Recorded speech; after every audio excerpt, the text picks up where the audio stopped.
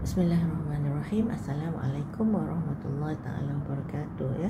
Semua pelajar-pelajar tingkatan 1 yang menonton video ini ya. Okay, make sure you have to have this book in front of you. Buku teks sekolah aja sebenarnya. And we already in chapter 7.1 ya, bab 7. Which is muka surat 196 ya. Bab 7 ni adalah tentang komposisi udara. Komposisi from the word composition in English, that means apakah yang ada dalam udara itu ya. Okay, so untuk dia punya pengenalan, kita lihat kamu telah belajar bahawa udara mempunyai jisim. Okay, dalam bab sebelum ni kan, udara mempunyai jisim dan memenuhi ruang. So dia adalah jirim ya. Jirim mesti ada jisim dan penuhi ruang. Semua benda hidup memerlukan udara untuk memastikan kelangsungan hidup, to make sure boleh hidup terus, tak mati ya. Udara yang bersih tidak mempunyai bau dan mempunyai warna dan bau. Warna tak ada, bau tak ada. Oleh itu kita tidak dapat melihat udara walaupun udara mengandungi banyak bahan. Tak nampak walaupun ada udara tapi tak nampak. Kalau tahu dia hadir, contohnya bila udara tu bergerak, contohnya angin, dia akan udara yang bergerak tu melanggar daun pokok, nampak bergoyang, dan you know ada udara. Okey, so kita akan dapati seterusnya apakah yang terkandung dalam udara. So dia adalah campuran, bukan sebatian. Kita belajar dalam sebab sebelum ni tentang apa campuran, apa sebatian. Campuran means dia tercampur, ada macam-macam, tapi dia tak melekat satu sama lain. So kita dapati dalam udara ada pertama nitrogen. Paling banyak nitrogen, 78%. 78%. Oksigen yang kita guna, tumbuhan guna, haiwan guna adalah 21% ya. Manakala karbon dioksida 0.03% dan gas-gas nadir, okey, dia ada pula pecahan-pecahan nanti. Gas nadir 0.97% ataupun hampir dengan 1%. Okey, so tadi kita lihat ya, oksigen 21, karbon dioksida okey 0.03. Tapi kita tengok pokok yang banyak nak guna karbon dioksida untuk fotosintesis. Dan Maha Suci Allah Allah buat memang cukup je. Oleh mana 78%. Okey, tentang gas nadir tadi 0.97% adalah contohnya gas helium, gas argon, gas neon, gas xenon dan gas krypton ya. Kita ada 5 jenis gas yang terkumpul dalam kumpulan gas nadir.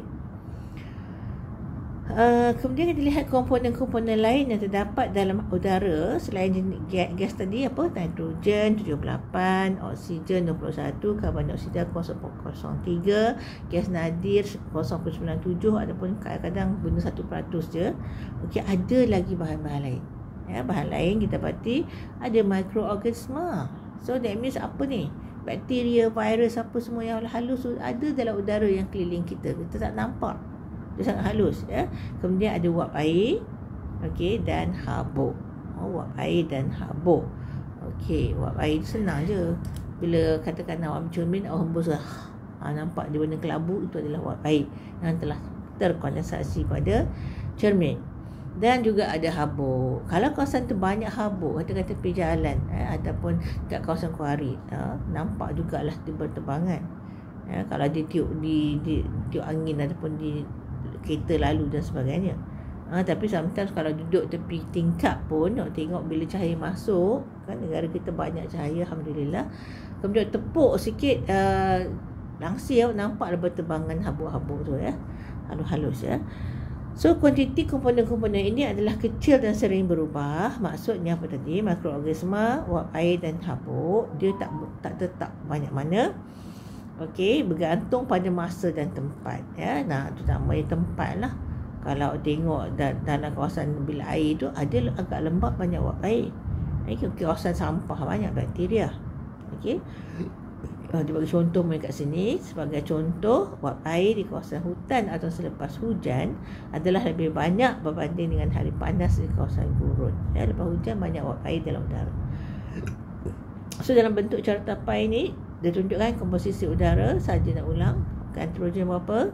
78%, oksigen 21%, gas nadir 0.97%, carbon dioxide ataupun karbon dioksida 0.03%, ya.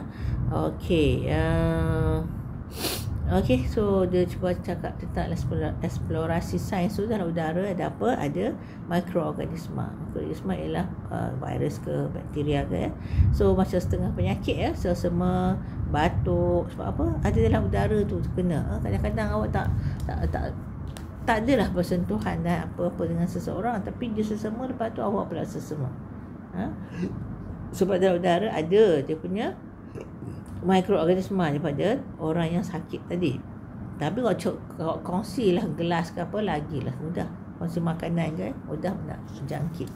Okey, dalam muka surat 197 kita lihat aktiviti 7.1, nak tengok peratusan oksigen dalam udara.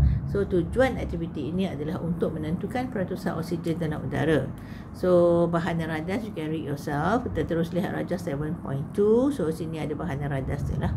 So you need a big beaker yang besar. More of diguna besen kaca. Lagi senang sebab dia ada dua di situ, ya. Okey, so kita berarti kita pastikan kita telangkupkan balang gas dan kita tandakan mana aras air. Okey, kemudian di belah kiri, kemudian satu lagi kita boleh buat belah kanan ataupun yang sama. Before you put on the atas lilin tu, awak kena bagikan pada 5 bahagian. Tengok B, ya. Isi padu balang gas ini dibahagikan kepada 5 bahagian yang seragam dan ditanda dengan pen penanda dakwat kekal, ya. Kena bahagi sama banyak lah, bagi 5. Okey, so penanda aras air tadi mesti samalah dengan yang belah kiri yang dah tersedia tu. Okey, ataupun nak ambil yang tu terus boleh, yang lain pun boleh. Kalau ambil yang tu terus, kita akan dapati satu je lah, tengok nanti. Kalau ambil 2, boleh bandingkan, aras air tu sebelah akan naik, ya. Okey, setelah kita sediakan meradas macam rajas 7.2a, bagikan balang gas kepada 5 bahagian yang sama dan ditanda dengan pen penanda dakwat kekal. Okey, that means marker yang permanent, ya. Nyalakan lilin dan telangkupkan balang gas ke atas lilin itu. So you going to nyalakan lilin. Sama ada you take that one tadi yang dah dibagi 5 bahagian dan letak terus, ataupun nak ambil yang baru yang bahagian 5 letak sebelah pun boleh. Okey, perhatikan buat catatan, ya, perubahan aras air yang berlaku akibat lilin terpadam. Kalau katakan awak biarkan yang kosong tu macam tu, yang satu lagi awak tandakan 5 bahagian, kemudian telangkup, so boleh bandingkan. Yang belah kiri tu nanti dia tak berubah aras air, tapi belah kanan tu dia suka buat perhatikan dan buat catatan perubahan aras air, ya, dan buat kesimpulan. Okey, so kita akan dapati setelah lilin tu padam, yang belah kanan tadi, ya, dah pasang lilin, kita dah telangkupkan dari 5 bahagian. Apakah yang terjadi kepada api lilin selepas suatu jangka masa? Of course terpadam. Mengapa? Sebab kehabisan oksigen. Pembakaran mesti menggunakan oksigen. 2. Apakah perubahan yang berlaku ke atas aras air pada akhir eksperimen? Aras air akan meningkat. Akan meningkat, ya. Kalau kita biarkan yang kosong belah kiri, nampaklah satu tetap sama, belah kanan akan meningkat. Berikan sebab bagi perubahan tersebut. Kenapa aras air meningkat? Sebab kawasan oksigen yang telah digunakan oleh lilin itu telah diambil alih oleh air, ya. So 3. Berapakah peratusan oksigen dalam udara berdasarkan aktiviti yang telah dijalankan? So kalau buat aktiviti ni, awak akan tengok, kita dapati dia naik sampai 1/5. Okay, 1/5 darab dengan 100, kita potong, dapat 20% adalah oksigen, ya. Okay, so that is number 3. Pada akhir aktiviti 7.1, air akan naik ke arah 1/5 balang gas. Kerana dia ada terangkan pun aktiviti ini, ya. Keadaan ini menunjukkan bahawa 1/5 daripada kandungan udara mengandungi oksigen. So oleh itu udara mengandungi oksigen kira-kira 20%. kira-kira. Kalau betul-betul dikira adalah 21%. Ini adalah penghampiran je ya. Okey, hal ini demikian kerana hanya oksigen dalam udara digunakan untuk pembakaran lilin. Untuk bakar ni kena guna oksigen. Okey, kita lihat muka surat 198. Persoalannya, adakah udara suatu campuran atau sebatian? Okey, so budak perempuan ni kata, adakah udara suatu campuran atau sebatian? Yang budak lelaki belah kanan ni kata, udara merupakan campuran. Okey, kita lihat, masihkah anda ingat perbezaan antara campuran dan sebatian? You have to know. So, kalau campuran, dia tak melekat secara fizikal. Dia campur je. Kalau sebatian, dia akan melekat ya. So, dia akan jadi sesuatu yang baru. Bahan berlainan, dia akan campur, dia akan jadi bahan baru. Sifatnya akan berbeza. Seperti ditunjukkan dalam bab 6. Mengapakah udara dikelaskan sebagai campuran dan bukannya sebatian? Sebab salah satunya dia boleh diasingkan secara fizikal lah. Kalau campuran. Kalau sebatian tak boleh. Kena elektrolisis. Okey, so udara merupakan campuran kerana komponen udara boleh diasingkan melalui kaedah fizikal, iaitu penyulingan berperingkat ya. Okey, kita lihat kepentingan gas dalam kehidupan harian. Pernahkah anda bayangkan bagaimanakah kehidupan kita tanpa udara? Apakah kepentingan gas oksigen, karbon dioksida, nitrogen dan gas nadir dalam kehidupan harian kita? So, kalau tak belajar sains cuma tak tahulah. Okey, cuma tahu kau tak boleh nak bernafas, tutup hidung, tutup mulut, boleh mati. Itu yang awak tahu kan? Saya pandang.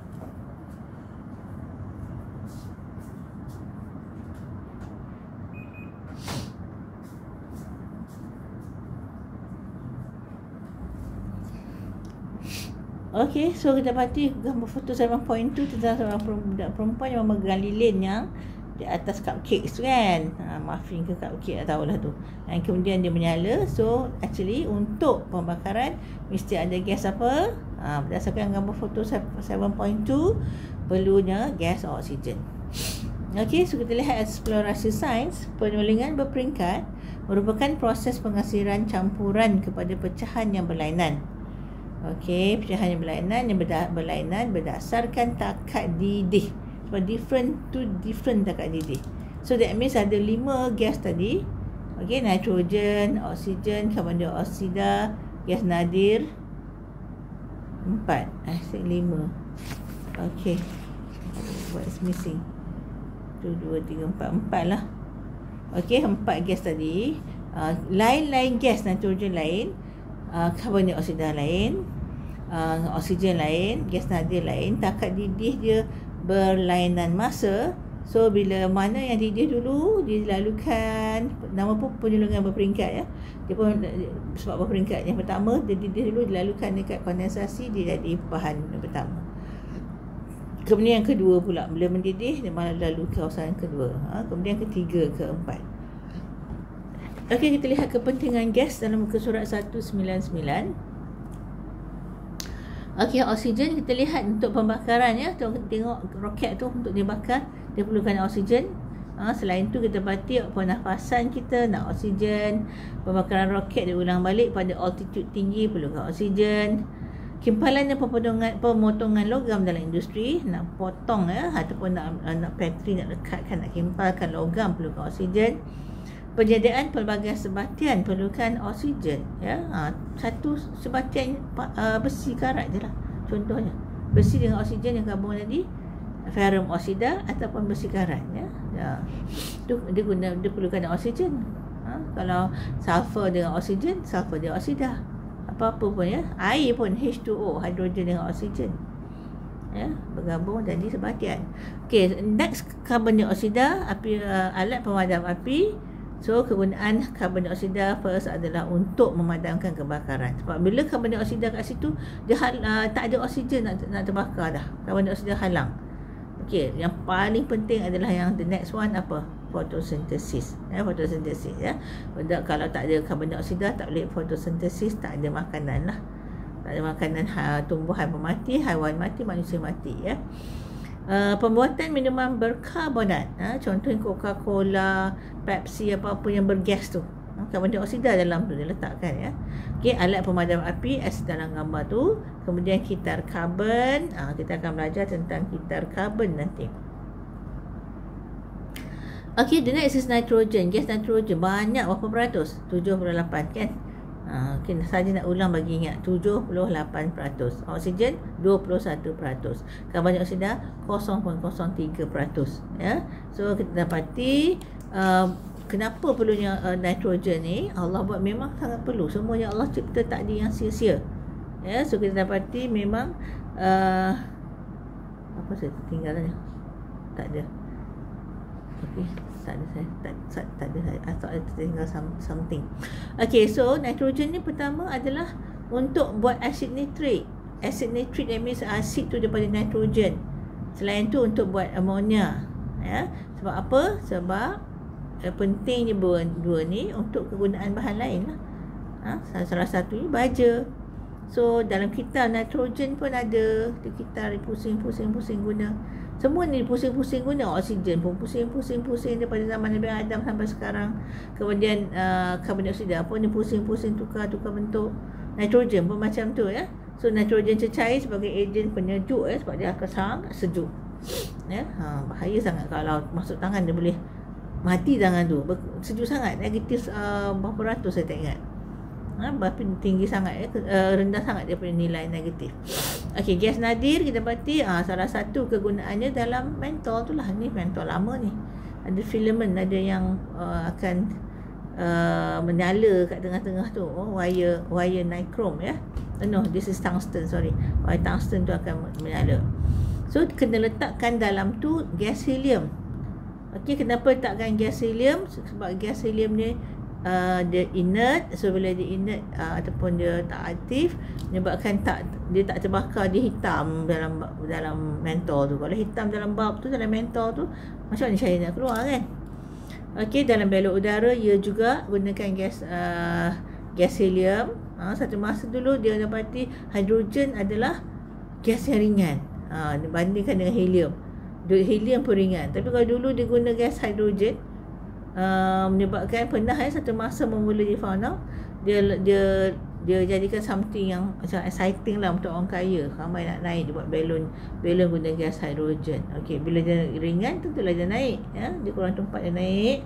Dia sampai atas tu ada pula seorang mamat yang tak cerdik, dia pergi merokok. Apa lagi lah, ada sumber api, ada hidrogen, meletup. Habis jatuh mati semua yang kaya-kaya tu. Tinggallah balu dan anak-anak yang menikmati hasil kekayaan tu ya, mereka mati ya. Okey, sekarang ni tak guna dah gas hidrogen masuk dalam belon udara, dia masukkan gas helium. Dan belon kaji cuaca ni zaman awak tak ada dah.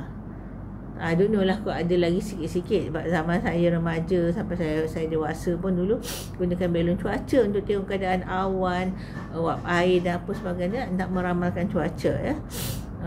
Kemudian gas helium tadi, tu saya something lupa, tak apalah. So kemudian gas neon ya, kita ada helium, neon, argon, krypton. So neon ni kalau orang tengok lampu kat luar tu berwarna-warni, bukan nowadays yang LED ya, yang dulu yang jenis macam mentol tu ya, kita dapati warna hijau lah, kita dapati warna merah ya, neon ya, warna merah ya. Lampu warna merah untuk iklan, untuk apa semua digunakan dalam lampu iklan. Kemudian gas argon, dah saya silap tadi, sorry, helium tadi bukan untuk mentol, ni argon, saya tersilap, sorry ya. Okey, gas argon, helium bukan ya, dia ringan. I want to talk about helium tadi. Helium ni sometimes awak pergi birthday orang, awak beli belon tu yang boleh naik atas tu, nak terbang. Kalau biasa tiup belon, dia lebih tumpat ya, kena gantung kat tepi tu, dia macam ala ke bawah dan terbang lah. Kalau gas pakai gas helium ni, biasa dia ikat bawah tu dekat ring ataupun jenis cincin yang besi tu, supaya dia tak terbang terus ya. Itu gas helium. Okey, so neon dah, gas argon digunakan untuk mengisi mentol supaya tak gelap dalam mentol tu sendiri. Saya silap tadi ya, sorry, patah balik ya, ingat ya. So bukannya helium, digunakan argon. So yang tak disebut sini adalah kegunaan gas krypton ya. Krypton tu yang gas warna hijau tu, tak silap saya dia yang konon-konon Superman takut warna hijau tu. Dan biasa digunakan banyak di lampu-lampu kapal terbang supaya dia daripada jauh aeroplan nampak. Lampu biasa tak nampak ya, untuk dia landing dan sebagainya. Okey, dalam darjah 7.5 kita dapati karbon oksigen masuk dalam udara. Okey, kemudian pembakaran dan sebagainya, jadi karbon dioksida dia masuk balik ke pokok. Okey, gas helium tu lah yang diguna balon tu saya sebut tadi. Balon yang dia tegak tu kan, dekat clown tu, dekat badut tu. Okey, page 200. Kita lihat kitar karbon ya, 7.6 kitar karbon. Kitar karbon maksudnya dia berpusing-pusing berulang-ulang. Okey, daripada mula zaman dulu sampai zaman Nabi Adam ke sebelum tu pun saya tak pasti macam mana alam ni ada ke tak ada before that. Tapi daripada Nabi Adam sampai sekarang kita gunakan yang sama, dia bertukar-tukar bentuk ya. Karbon dioksida adalah satu karbon, dua biji oksigen. So satu karbon ada dua oksigen, dia melekat ya, sebatian ya. Okey, sudah dapati yang menggunakan yang biru, yang bebaskan. Okey, kita tengok yang menggunakan belah kanan dulu, fotosintesis. So karbon dioksida dalam udara masuk dekat gambar pokok, nampak pokok kat tengah tu. Okey, so pokok akan guna karbon dioksida untuk fotosintesis, tapi at the same time dia akan bernafas juga, dia bebaskan balik karbon dioksida melalui respirasi. Kemudian respirasi tu sumber dia respirasi pokok, haiwan pun respirasi, dia guna oksigen bebas karbon dioksida. Pokok pun respirasi juga tau. Jangan fikir pokok tak respirasi. Pokok respirasi juga. Dia kena hidup ya, dia kena ada oksigen tu hidup. So respirasi pokok, respirasi haiwan, kemudian respirasi kita, kemudian perebutan. Perebutan ni apa yang merebutkan? Sekarang kita tengok. So perebutan ni dia guna oksigen bebas karbon dioksida. So tiga sumber utama karbon dioksida ni, from perebutan, respirasi haiwan dan tumbuhan, masuk balik dalam udara karbon dioksida ni. Okey, kemudian kita dapati ada satu lagi belah kanan. Kita lihat pembakaran bahan api fosil untuk kereta, sama ada petroleum, gas asli dan arang batu, kereta petrol lah, kilang-kilang dan sebagainya. Bila membakar, dibebaskan karbon dioksida pun masuk dalam udara. Okey, so ada berapa yang arrow titik-titik warna merah? 1, 2, 3, 4. 4-nya bebaskan karbon dioksida. Yang guna, yang biru, satu sahaja. Yang pokok sahaja untuk fotosintesis. So that shows, menunjukkan sangat penting tumbuhan. Kalau tak ada tumbuhan guna karbon dioksida dalam fotosintesis, lain semua bebaskan karbon dioksida. So banyak sangat karbon dioksida apa jadi? Kita akan belajar lagi, kesannya lain pula ya. Okey, so kita dapati tadi belah kiri tadi sama ada haiwan ke tumbuhan ke akan mati. Bila mati, organisma yang mati, kita akan dapati dikerjakan oleh bakteria dan kulat. Dia akan bebaskan balik. Bakteria kulat tu guna oksigen, dia bebaskan karbon dioksida dalam udara. Okey, tapi ada yang tak hancur, masuk dalam bumi di bawah batu ke apa-apa bertahun-tahun, dia membentuk bahan api fosil ya, daripada benda mati ni, haiwan atau tumbuhan. Kalau tak dihancurkan masuk jadi tanah balik, dia akan jadi bahan api fosil, jadi petroleum, jadi gas asli, jadi arang batu. Yang mana arang batu? Tumbuhan lah. Haiwan tadi petroleum, gas asli, tapi ada juga haiwan tumbuhan yang menjadi gas asli juga sikit ya. So ini kan mengambil masa berjuta-juta tahun untuk membentuk petroleum, gas asli dan arang batu. Okey, dah form berjuta tahun dulu. Sekarang ni kita cari gali je, ambil je, pakai. Okey, so kita dapati bagaimanakah kitar karbon mengekalkan kandungan gas karbon dioksida dalam udara. So lihat belah kiri, kitar karbon ialah kitar yang mengekalkan kandungan apa? Gas karbon dioksida dalam udara dengan mengambil apa? Karbon dioksida dari udara dan mengembalikannya semula ke udara secara berterusan. So dikitar non-stop dulu. Okey, so kita lihat kitar karbon bermula dengan pengambilan gas karbon dioksida oleh tumbuhan hijau melalui proses fotosintesis. Dia ambil fotosintesis dulu. Penggunaan satu je penggunaan. Okey, haiwan yang memakan tumbuhan memperoleh unsur-unsur karbon daripadanya. Daripada mana? Daripada pokok tadi lah. Mana dapat tiba-tiba pula masuk dekat gambar haiwan tu, lembu tu, keluar balik karbon dioksida dalam udara. So, dia ambil karbon tu pada pokok tadi punya makanan ataupun rumput tu ada karbon. Karbon. So, tu gabung oksigen di karbon dioksida. So, apabila tumbuhan dan haiwan mati, tumbuhan dan haiwan akan mereput.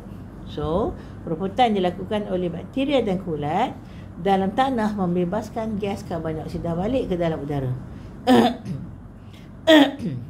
Dan yang lain-lain tu jadi bangkai, jadi bahagian tanah lah. Pembakaran bahan api fosil dia mengandungi karbon seperti arang batu dan petroleum. Okey, dalam arang batu petroleum ada karbon juga. So membebaskan karbon dioksida balik ke dalam udara. So semasa respirasi, pernafasan, kesemua tumbuhan dan haiwan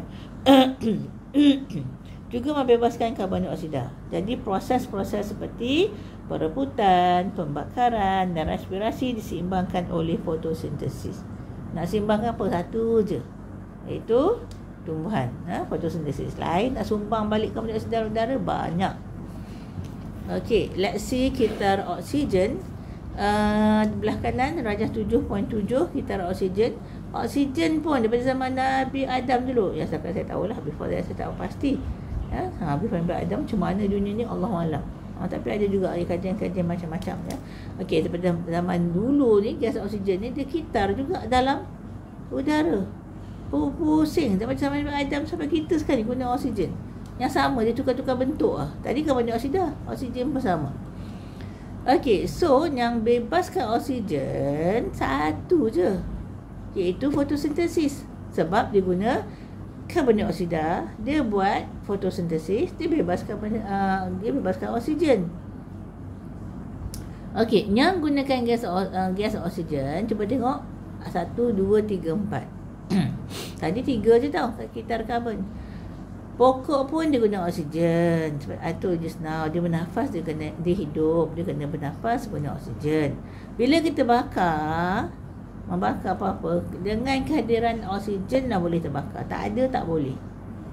Okey, that's why kalau letak karbon dioksida atas tu, spray kan dia, ada padam sebab tertutup. Okey. Okey, kemudian kita dapati gas pengaratan paku tu, besi Fe besi Fe nak mengarat kena ada oksigen, jadi FeO atau besi oksida. Okey, so dapati tentulah kambing ni, manusia, lembu, whatever haiwan ni, bila beraspirasi guna gas oksigen. Okey, so yang guna oksigen 1, 2, 3, 4. Okey, bebas oksigen satu je, fotosintesis saja. Okey, so pereputan oleh haiwan yang mati dan sebagainya, bahan kumuh dia, berak dia, kencing dia, dan organisma yang mati yang lain-lain lah, termasuk manusia dan semua-semua tu, dia akan guna oksigen, bebaskan gas karbon dioksida dalam atmosfera. Okey, pereputan pun bebaskan gas karbon dioksida. Nampak tak? Okey. So kita lihat seterusnya bagaimanakah kitar oksigen mengekalkan kandungan gas dalam udara. So kitar oksigen ialah kitar yang melibatkan pengambilan oksigen daripada udara dan mengembalikan oksigen semula ke udara secara berterusan. Oksigen yang diperlukan untuk proses respirasi, untuk pernafasan bahasa biasanya, pengaratan, pembakaran dan pereputan diperoleh daripada hasil fotosintesis. So kita hendaklah sentiasa menghargai dan mengagumi kitar karbon dan kitar oksigen dalam mengekalkan komposisi gas dalam udara. So kenapa kita hargai dia, kagumi kitar karbon dan kitar oksigen? Sebab itu menyebabkan kita boleh hidup. Tapi yang satu hakikat yang lupa ialah mengagumi tentang Maha Pencipta yang menyediakan semua itu untuk kita, iaitu Allah menyediakan karbon dan oksigen dan kitar-kitar ini sekali, hukum alam yang Allah buat, yang sains kaji, supaya kita boleh terus hidup. Unless dah sampai masa kun fayakun, maka jadilah, dan sampai itu tak hasilkan, nak jadikan. Tapi boleh juga sampai kullukum kullu nafsin za'iqatul maut. Semua yang hidup pasti akan mati. Itu semua dalam kuasa Allah. nak ada oksigen dengan karbon kita, Allah tentukan. Kalau Allah kata stop kitar karbon, stop kitar oksigen, memang matilah kita, tak wujudlah kat dunia ni. So Allah jadikan kita atas dunia sebagai ujian, ya. Ujian supaya nanti kalau kita nak tengok siapakah ahsanu amalan lebih baik. Yang baik akan masuk syurga, yang jahat masuk neraka. Okey, so segala aktiviti yang boleh mendatangkan kesan yang tidak baik kepada udara, hendaklah kita hentikan. Sebab kita adalah khalifah Allah. Allah suruh takbir dunia ni, ya. So sebagai Islam kita kena jaga dengan baik semua yang Allah bagi ni. Kita pinjam je. Hatta nyawa kita pun kita pinjam. Kalau Allah kata Allah nak ambil, tak boleh buat apa dah. Okay, kita lihat aktiviti 7.2. Tujuan aktiviti ni mentafsir dan berkongsi maklumat mengenai kepentingan gas dalam kehidupan harian serta maklumat mengenai kitar oksigen, kitar karbon. Dia suka buat aktiviti berkumpulan, suka cari maklumat tentang kepentingan oksigen, karbon dioksida, nitrogen, gas nadir, ya. Kemudian catat maklumat, kemudian cari maklumat berkaitan kitar oksigen juga dan kitar karbon, dan bagaimana kitar-kitar tersebut mengekalkan peratusan gas dalam atmosfera. Tadi saya terangkan daripada teks ni, tapi suruh cari sendiri supaya lebih ingat dan lebih faham. Okey, so langkah-langkah mengelakkan kegangguan kepada kitar oksigen dan kitar karbon. So, apakah langkah-langkahnya? Kita teruskan dengan alam sekitar kita kian musnah. Akibat apa? Akibat daripada aktiviti kita sendiri, manusia sendiri, seperti penebangan pokok, ya. Sebab tadi tahu satu je pokok je yang menyebabkan, yang menggunakan karbon dioksida, lain tak guna. So kalau dah tebang, apa nak guna karbon dioksida lagi kalau banyak sangat pokok kena tebang. Dan satu lagi, penggunaan racun serangga. Dia memusnahkan, mematikan serangga-serangga dan haiwan-haiwan yang kecil. Lagi, pertanian secara tidak terkawal. Bila nak buat pertanian, orang tak terkawal, dia orang akan kadang-kadang bakar hutan, kemudian clearkan, kosongkan tanah-tanah nak tanam, ya. So keadaan ini menyebabkan peningkatan gas karbon dioksida kalau tak ada pokok, kalau kebakaran hutan, membakar hutan dan sebagainya. Okey, juga penggunaan racun serangga, peningkatan gas karbon dioksida dan mengganggu kitaran-kitaran semula. Jadi termasuklah terganggunya kitar oksigen dan kitar karbon. Antara kesannya kepada hidupan dan persekitaran ialah pemanasan global dan kesan rumah hijau. Okey, so kita lihat dalam gambar ni tentang tengok pertanian padi tu pun padi tu tak menjadi sebab tanah kering sangat. Dah kemarau, sebab cuaca terganggu dengan aktiviti kita, aktiviti manusia. Belah kiri tu subur je, belah kanan tak, ya. So macam mana boleh jadi pemanasan global? Pemanasan global apabila terlalu banyak karbon dioksida dalam udara. Apabila banyak apa? Karbon dioksida. Dan kenapa pula karbon dioksida memanaskan? Sebab kita dapati apa peranan pokok? So peranannya, pokok tadi dah tak ada, dah banyak kena tebang. Okey, bila tebang pokok, siapa nak guna karbon dioksida? Bila banyak karbon dioksida, udara akan meningkat. Itu boleh dibuktikan dalam makmal. Udara akan meningkat pula. Suhu udara akan meningkat sebab sebab banyak karbon dioksida. Itu boleh dibuktikan dalam makmal. Kemudian kesan rumah hijau, kita akan dapati kesan rumah hijau. Kalau kita tengok filem ke apa dengan rumah Mak Saleh, ya, dia ada macam glass house tu kan, rumah kaca, ya. So sebab dia banyak musim. Ada musim ni, bila musim sejuk, pokok tu bukan mati sebab kesejukan yang tak cukup tak cukup haba. So dia buat glass house tu, terperangkap karbon dioksida dalam glass house tu, menyebabkan suhu lebih tinggi. So pokok dia boleh tahan walaupun waktu winter. Kat Malaysia kita tak ada, tak perlu. Sebab kalau kita pakai rumah kaca lagi panas, tak berkaca dan sebagainya. Sebab kita memang panas. Negara sejuk dia gunakan untuk pastikan tumbuhan tu boleh terus hidup pada musim sejuk. Itu sebabnya bila terperangkap karbon dioksida dalam satu tempat, macam contoh rumah kaca, di pokok tu masih boleh buat fotosintesis, ada cahaya matahari sikit ke banyak ke, dan gas karbon dioksida tu memanaskan pokok tu, ya. Kita habiskan 203 lah ya. So gambar foto 7.4 menunjukkan beberapa langkah untuk mengelakkan gangguan kepada kitar oksigen dan kitar karbon di bumi. So that means pembalakan perlu nak guna kayu-kayu, perabot dan sebagainya. Pada dulu buat rumah kan. Tapi yang kita kena cegah ialah pembalakan haram. That means berleluasa potong. Ikut suka dah gondol habis semua bukit. Bila haram ni dia orang nak untung banyak, dia tak bayar lesen ke kerajaan, tak minta izin, dia potong, dia jual, dia kaya raya. Ini berlaku banyak kat Malaysia. Okey, kemudian mengelakkan penggunaan racun serangga yang berleluasa.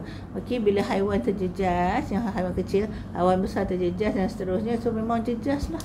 Kitar, semua kitar dah terjejas ya. Okey, kemudian kalau pembalakan haram tadi memang memusnahkan alam dan meningkatkan karbon dioksida, apa kita pasti buat? Mencegah makanan pula, kena tanam semula pokok.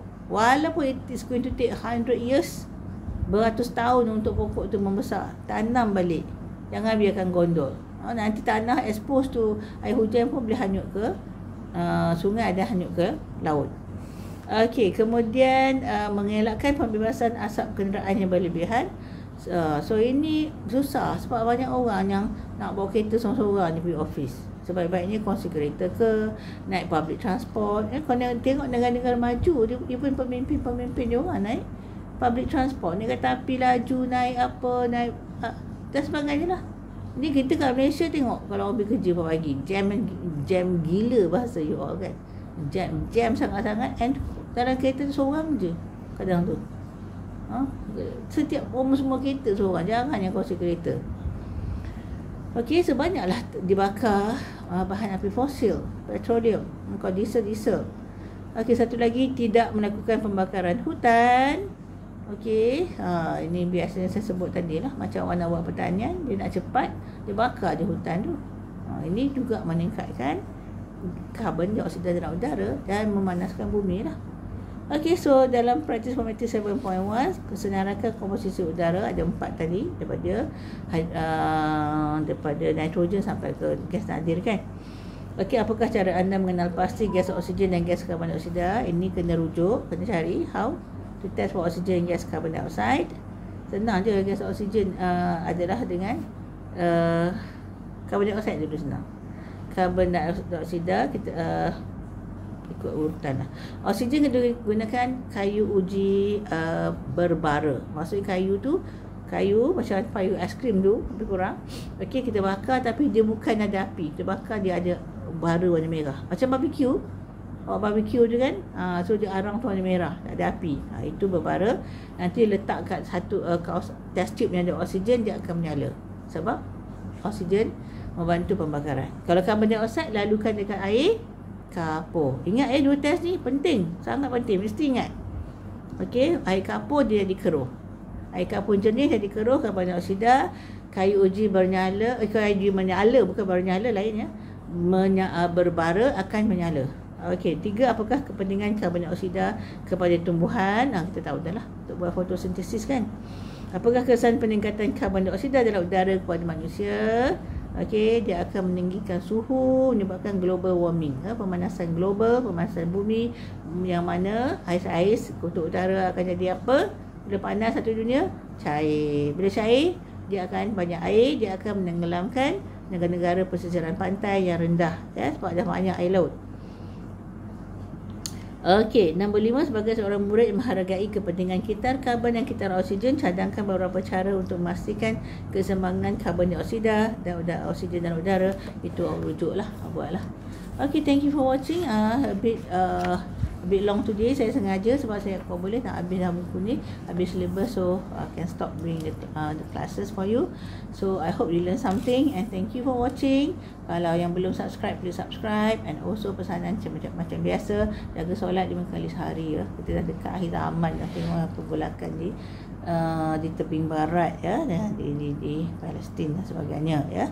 Okey, so jaga solat, taat ibu bapa, selagi tak suruh maksiat, hormati guru-guru. Mudah-mudahan berkat ilmu awak tuntut pada mereka, and also hormati lebih tua, sayang lebih muda. So that's all for today. Assalamualaikum warahmatullahi taala wabarakatuh.